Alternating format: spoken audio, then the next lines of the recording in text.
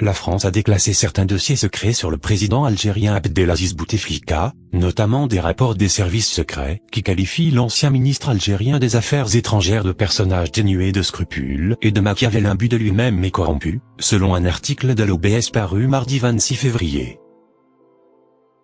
Les rapports du SDECE, ancêtre de la DGSE, le dépeignent aussi comme un grand manipulateur, épris de pouvoir, le présentant comme l'homme de tous les complots, allant jusqu'à le présenter comme l'instigateur du coup d'État de Ouari Boumedienne contre le président Ahmed Ben Bella en juin 1965.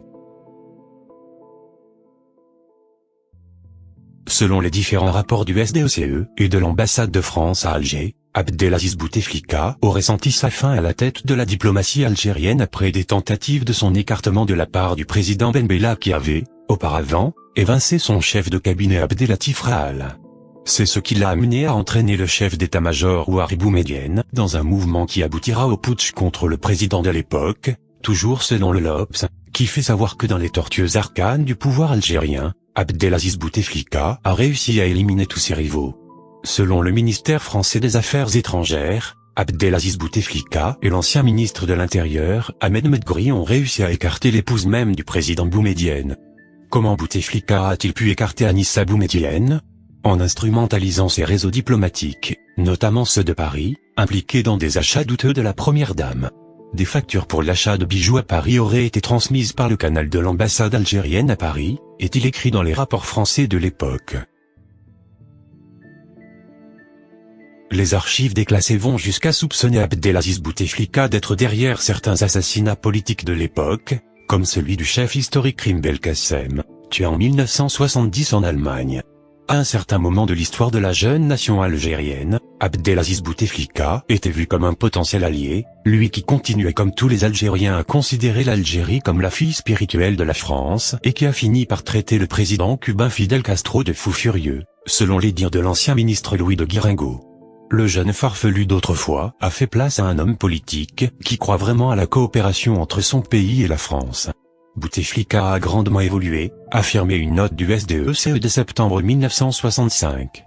Mais c'est aussi à cette époque que son mentor Ouari Boumedienne l'avait mis sous surveillance pour une question de mœurs. La réputation de séducteur de l'ancien chef de la diplomatie était notoire, selon les mêmes sources.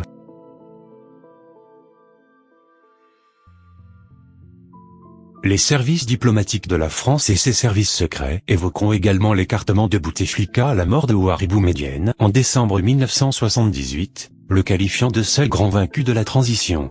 Celui qui se voyait comme le successeur légitime de son mentor sera non seulement écarté de la présidence, mais, en quelques mois, de toute fonction politique, optant pour l'exil en Suisse. Et ce ne sera pas sa seule déconvenue, puisque quelques petites années plus tard, en 1983, la Cour des comptes algérienne l'accuse d'avoir détourné de fortes sommes d'argent provenant des reliquats budgétaires des ambassades. Les services français ne mettaient pas en doute ces accusations, même s'ils niaient les faits. Bien au contraire, ils semblaient les confirmer, le présentant comme un grand prévaricateur. La corruption de Bouteflika était de notoriété publique, est-il indiqué dans un télégramme du 17 mai 1983, qui annonçait sa première condamnation. Mais à l'époque, les auteurs de toutes ces notes et les responsables politiques et diplomatiques français ne se doutaient pas que Bouteflika allait revenir au pouvoir, pour occuper le poste suprême 20 ans durant. Est-ce fortuit que ce déclassement des archives secrètes intervienne à un moment où le président postule pour un 5e mandat? Il est évident que non, surtout que ces révélations sont venues au lendemain des manifestations populaires du 22 février, qui réclamaient de Bouteflika qu'il renonce à une nouvelle mandature à la tête de pays.